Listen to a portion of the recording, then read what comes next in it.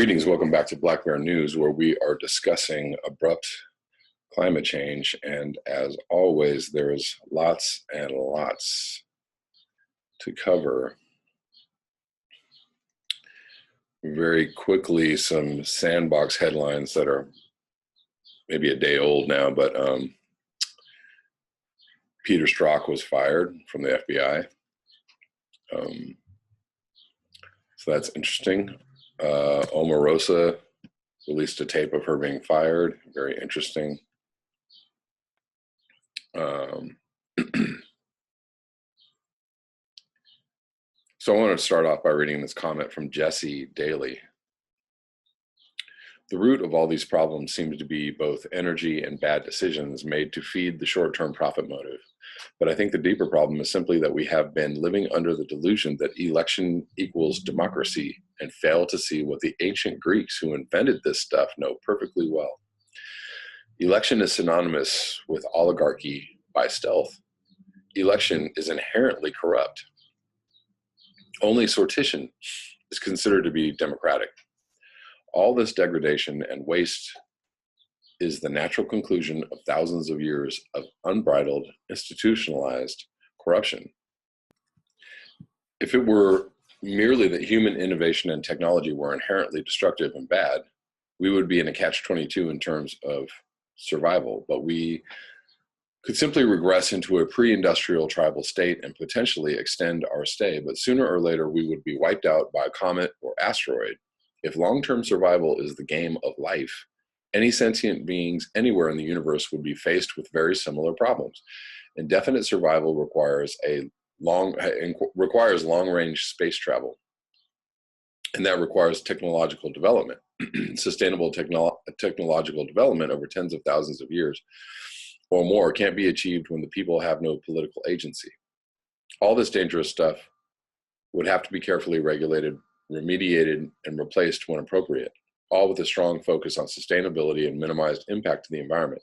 What our oligarchical, sociopathic brand of free market featuring meaningless elections has brought us is virtually no regulatory power and has forced corporate decisions to be made in the name of the next quarter's profits at the expense of everything and everyone else. If we're going to press on like that, I, for one, welcome apocalypse. Still, if any species out there in the universe is going to win at long-term survival, they will have to do a great job of minimizing corruption first and foremost. Corruption causes nearly all of the problems in life and exacerbates the few it doesn't. And I thought that was a very good comment by Jesse. And indeed, it always comes down to the fact that we can't control ourselves. Humans have a really hard time controlling themselves for the betterment of, obviously, the planet or society. People are always looking to get theirs before somebody else, gets it or whatever. And that happens in so many ways, so many different and subtle ways, from, gas station robbery to white collar crime to, a middle class American woman, maybe, gaming the system in order to get some funds or something. Anybody can do it. Anybody can be corrupt. Anybody can be to fall into that category, I guess. So, and even just living in the system is a form of corruption, right? We know that it's wrong. We know that it's killing people. We know that it's hurting other people in other countries. We know that it's destroying the universe, right? So just living in the system is a form of corruption, especially if you're aware of it. You're taking things that aren't yours. You're doing immoral things. You're doing hurtful and damaging things, knowing that is damaging in the future, and yet you're going to keep doing them because it provides you a level of comfort today.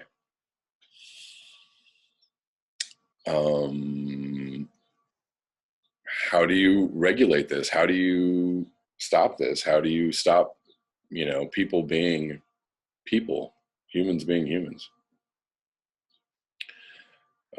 Yeah, we certainly could, if we had forethought, we certainly could regulate ourselves in a way that produces a healthy environment and produces, a nice, healthy lifestyle for people while they're here on Earth, and possibly, some more longevity for ourselves. But we're stuck on a lower vibration or a lower realm of thinking or a lower realm of consciousness. We're stuck there. Raising consciousness is really the only way to go, but how do you enforce raising consciousness, right? You want people to think better and do better, but on some level, you actually have to make them, because if you don't, if people don't all agree to do better and live better, then here we are. We're here now. We all have great intentions. The path to hell, et cetera, et cetera, et cetera. All right, so I'm going to just read some climate change. Kind of just do a couple of headlines and then maybe read an article or two in further detail. This is actually saw this on Faster Than Expected. Glacier National Park is on fire. Yes, warming is making things worse. Saturday was the hottest day in the history of Glacier National Park, and its first recorded time reaching 100 degrees Fahrenheit. On the same day, lightning started 3 fires in the Montana park. Authorities have taken extreme measures. Missoula, the closest major city to Glacier National Park, hasn't had any measurable rain for 40 days, and none is in the short-term forecast either.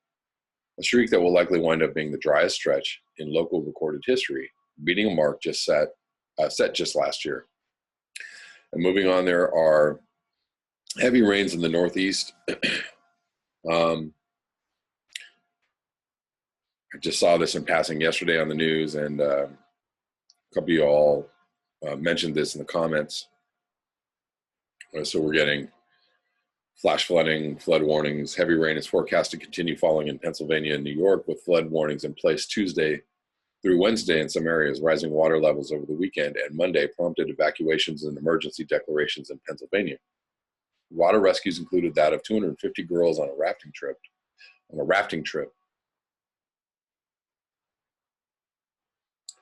The National Weather Service warned that river and flash flooding was possible overnight Monday into Tuesday, with rainfall of up to 3 inches possibly by daybreak in New York and Pennsylvania.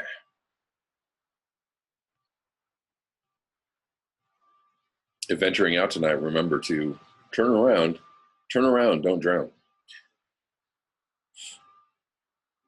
Words we can all live by. Pennsylvania Emergency Management Agency, or PEMA, said heavy rainfall over the weekend and Monday resulted in a number of flash floods, and 9 counties had activated their emergency operations centers in response.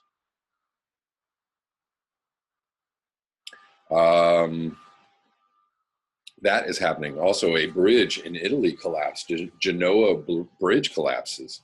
At least 20 killed. And this is because a section of motorway bridge comes down during storm in Port City in northern Italy. At least 20 people died after a motorway bridge collapsed in the northern Italian city of Genoa.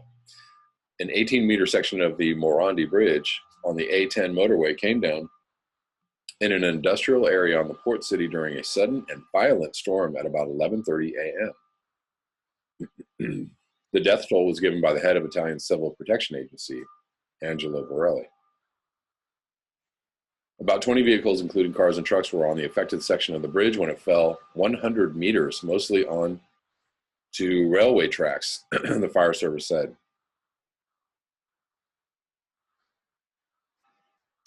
The debris, an onlooker said the debris, excuse me, landed about 20 meters from my car. First, the central pillar crumbled, and then everything else came down. Whoa.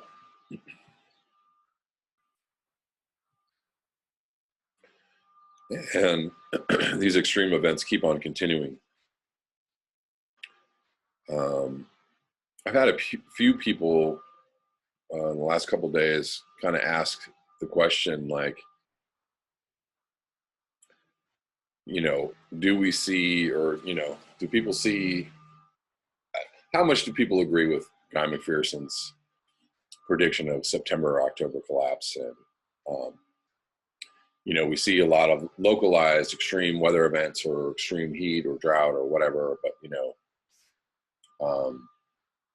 when does it actually come all together and mean like very bad things for a lot of people? Excuse me.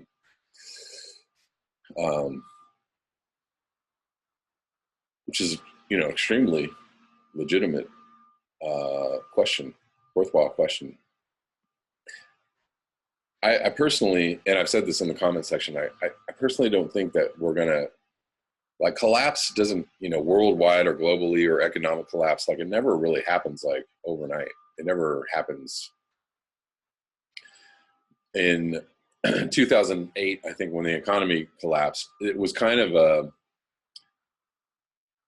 nobody really like felt it for a couple of years. It was it's just like a slow rolling boulder. It's not it's not this kind of incline. It's like this kind of incline. Like the boulder just kind of, it's moving, but it's not moving that quick because it's such a large system.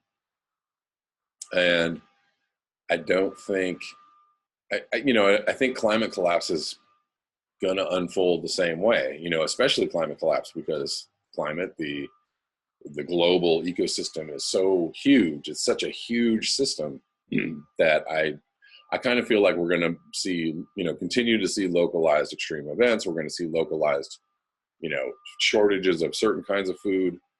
Some nations will be hit with some food shortages, but other nations will be okay. Some areas of the world will be, be more chaotic than others. We're going to end up where we're going to end up, and it's going to be a very bad place. But I just don't think it's good. I think personally it's going to be slower. I don't see, I just don't understand how it would be possible that we would collapse by the end of the year.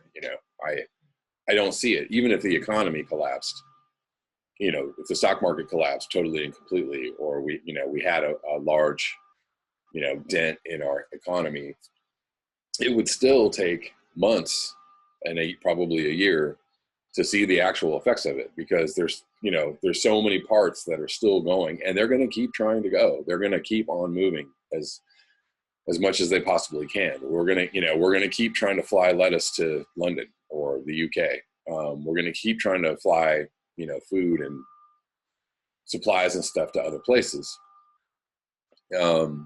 There's incredible investment in the system, just like, Florida's flooding right now, but I'm sure that, home prices haven't collapsed. They're probably starting to show the effects of the fact that it's obvious that Florida, South Florida is going underwater, but it's a slower moving process. House prices in South Florida aren't going to collapse this year. They probably won't collapse if we're still going in 5 years. They'll probably, sections of the city will be like, well, we're just not living here anymore. So I don't know. That's just my take on it. Obviously, if we have a blue ocean event, very bad things. If we have a rapid heating, rapid methane release, very bad things. If we do see a jump in global temperatures of, 1°C, obviously very bad things, much more quickly. From where we are right now, I just don't see, 2 or 3 months later, like the end. I don't see it. I see us maintaining normalcy or some semblance of normalcy, how life as we know it right now, I see it going on for a couple more years. And with that being said, I'm going to get into an interesting, like a number of people. So I'm going to read some articles that like a number of people sent me the same articles or same versions of some articles. And so I'm going to hit on those real quickly. So somebody sent me a video of, I guess it was an older video done in 1973 about a team that did a computer model of like when would civilization end.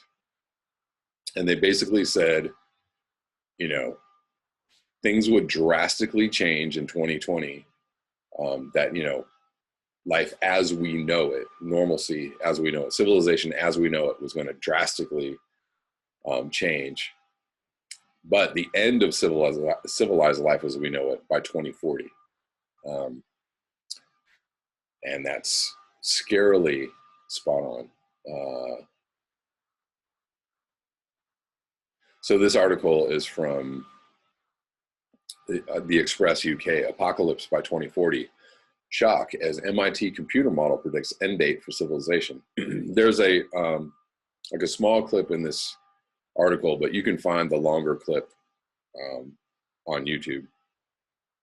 I'll just read a little bit of this.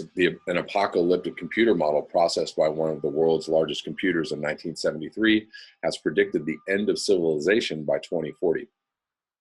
The prediction came from a program nicknamed World One, which was developed by a team of MIT researchers and processed by Australia's largest computer. It was originally devised by computer pioneer Jay Forrester, after he was tasked by the Club of Rome to develop a model of global sustainability. However, the shocking result of the computer calculations showed that the level of pollution and population would cause a global collapse by 2040. This shows that the world cannot sustain the current levels of population and industrial growth for more than 2 decades. Australian broadcaster ABC has republished its original report from the 1970s.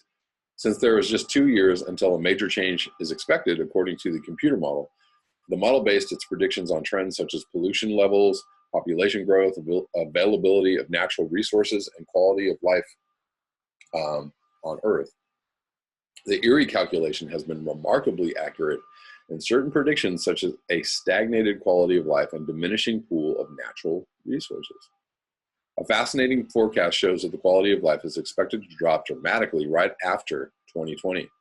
At this time, the broadcasters address the audience. At around 2020, the condition of the planet will become highly critical. If we do nothing about it, the quality of life goes down to zero. Pollution becomes so serious it will start to kill people, which in turn will cause the population to diminish lower than it was in 1900. At this stage, around 2040 to 2050, civilized life as we know it on this planet will cease to exist. Let's see. Alexander King, a British pioneer who led the Club of Rome, also made a shocking prediction regarding national sovereignty. He told ABC, sovereignty of nations is no longer absolute. There is a gradually diminishing of sovereignty, little by little. Even in the big nations, this will happen. There you go. And that makes sense. You know, as society starts to break down, people are going to be forced to become more tribal, more localized. We're, you know, the international, you know, globalization, new world order, whatever you want to call it, like all that whole, like, we're all connected, like, kind of idea. You know, unless we find a way to keep, you know, the communication of, we'll obviously try to keep the communication of the internet going and other communication systems, but all that stuff won't be possible if infrastructure starts going down. The infrastructure to keep communications open, or the power grid, or shipping, or air travel, like, we're just going to become localized whether we like it or not. And it's probably good to know where the resources are locally to you. Um, Probably a good idea to develop the resources that you might need to live locally to you. Um, there is also another an economist. What is his name? Martin. Can't remember his last name. So there was an economist who put out a study a few years ago. Is it Martin Armstrong? Martin Armstrong. I think that's it. Uh, so he basically charted, economies through history, and did all these models and whatnot, and basically predicted that the economy would collapse this year, 2018, I think it was. That it would be, we would start going down economically, at a much faster rate.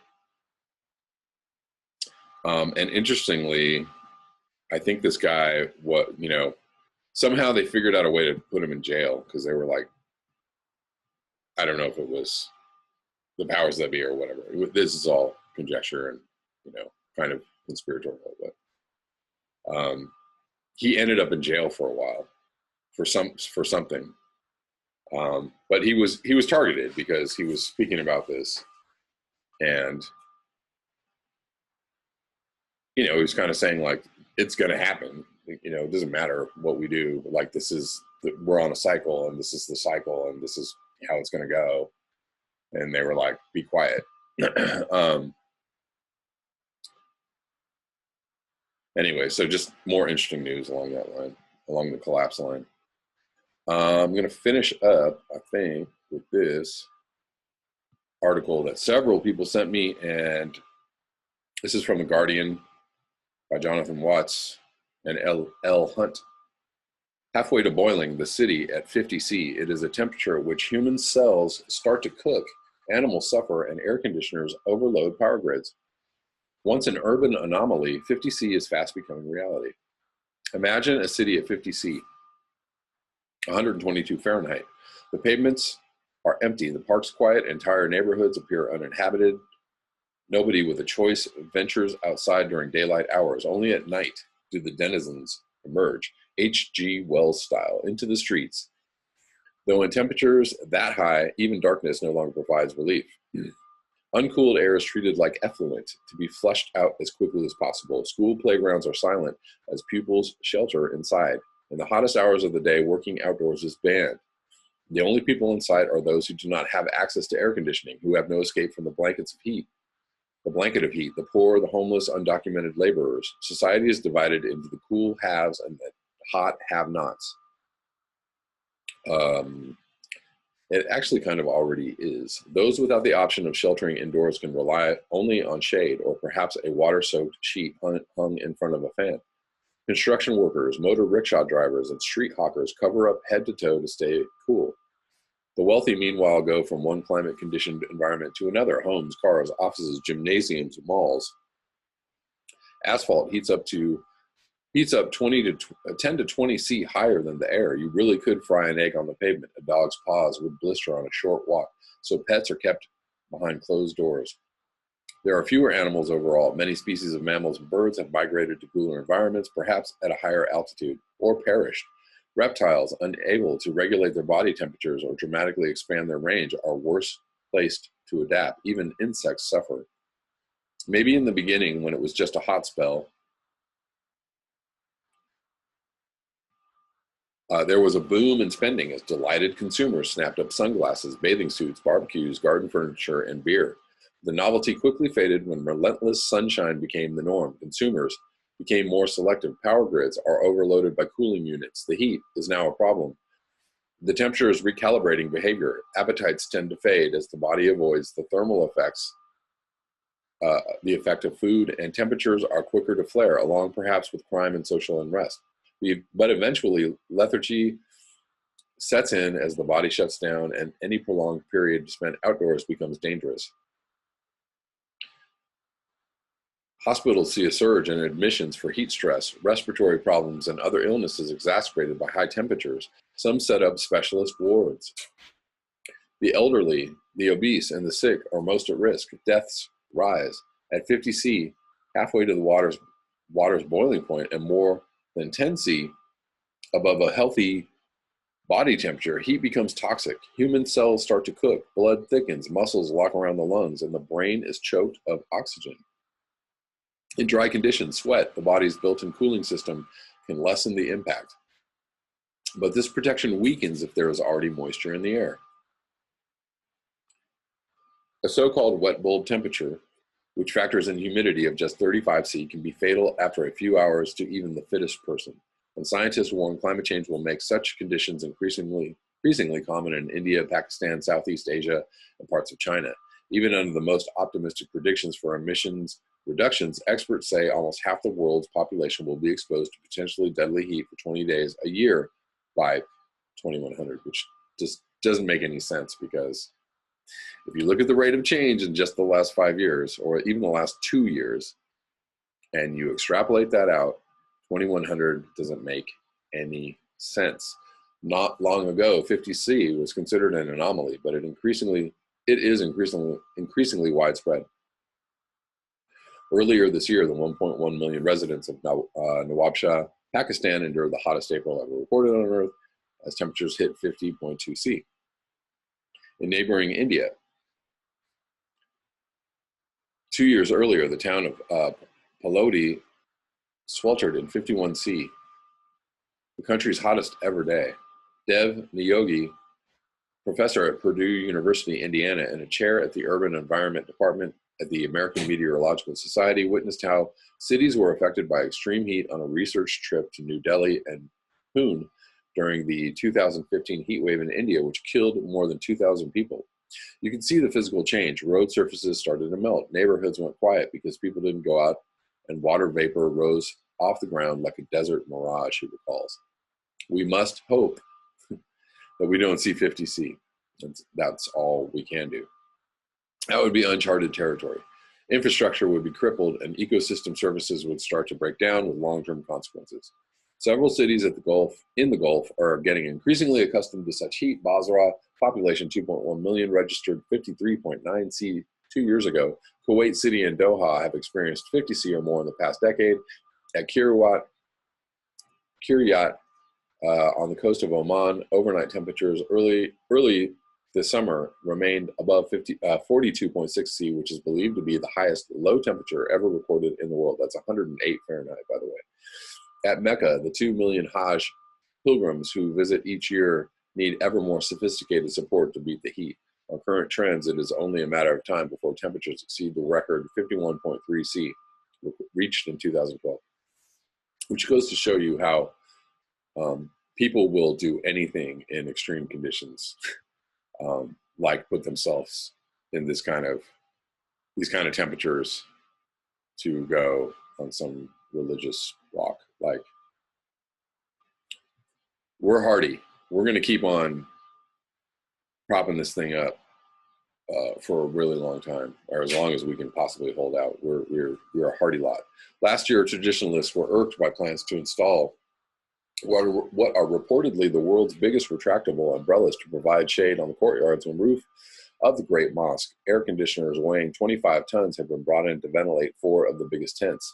Thousands of fans already cool the marble floors and carpets, while police on horseback spray the crowds with water. Football supporters probably cannot expect such treatment at the Qatar World Cup in 2022. And just imagine the temperatures then. And many may add to the risks of hypothermia and dehydration by taking off their shirts and drinking alcohol. FIFA is so concerned about conditions that it has moved the final from summer to a week before Christmas. Good thinking.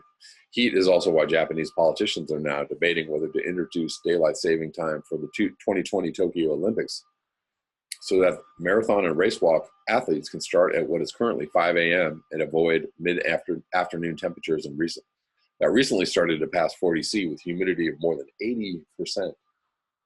At the Australian Open in Melbourne this year, when ambient temperatures reached 40 C, players were staggering around like punch-drunk boxers due to heat stroke. Even walking outside can feel oppressive at higher temperatures. The blast of furnace-like heat literally feels life-threatening and apocalyptic, said Nigel Tapper, professor of environmental science at Melbourne's Monash University. Of the 48C recorded in the parts of the city, you cannot move outside for more than a few minutes. The feeling of foreboding is amplified by the increased threat of bush and forest fires, he adds. You cannot help but ask, how can the city operate under these conditions? What can we do to ensure that the city continues to provide important services for these conditions? What can we do to reduce temperatures in the city? Those places already struggling with the extreme heat are doing what they can. In Ahmedabad and Gujarat, hospitals have opened specialist heat wards. Australian cities have made swimming pools accessible to the homeless when the heat creeps above 40°C, and instructed schools to cancel playground time. In Kuwait, outside work is forbidden between noon and 4 p.m. when temperatures soar, but many regulations are ignored, and companies and individuals underestimate the risks. In almost all countries, hospital admissions and death rates tend to rise when temperatures pass 35°C, which is happening more often in more places. Currently, 354 major cities experience average summer temperatures in excess of 35°C. By 2050, climate change will push this to 970, according to the recent Future We Don't Want study. You can absolutely move that data up if you want to, I'm sure, because we're always underestimating. In the same period, it predicts the number of urban dwellers exposed to this level of extreme heat will increase 8-fold to 1.6 billion. Of course, you can increase that because that is an underestimation, or will be in 2 years. As baselines shift across the globe, 50°C is also uncomfortably near for tens of millions of people. This year, Chino, 30 miles from Los Angeles, hit a record of 48.9°C. Sydney saw 47°C. Madrid and Lisbon also experienced temperatures in the mid-40s. New studies suggest France could easily exceed 50°C by the end of the century, while Australian cities are forecast to reach this point even earlier. Kuwait, meanwhile, could sizzle towards an uninhabitable 60°C. 60°C. What is 60°C? Hold on 1 second. I have to know.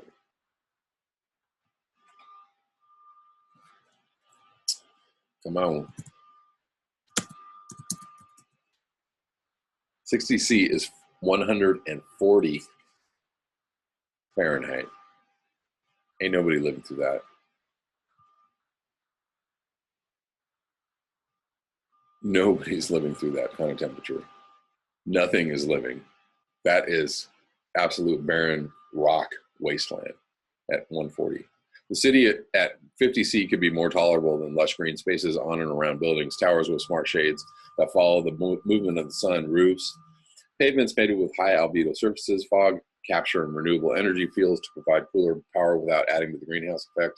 I guess this is what we're going to do in the face of this. But with extremes creeping up faster than baselines, Niyogi says this adapting will require changes not just to the design of cities, but how they are organized, how we live in them. First, though, we have to see what is coming, which might not hit with the fury of a flood or a typhoon, but can be even more destructive. Heat is different, says Niyogi. You don't see the temperature creep up to 50°C. It can take people unawares.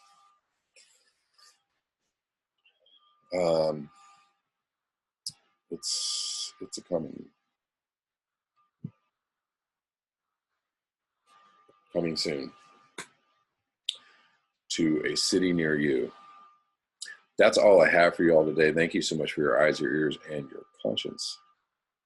If you'd like to support this channel, you can do so at the links below. Until next time, peace.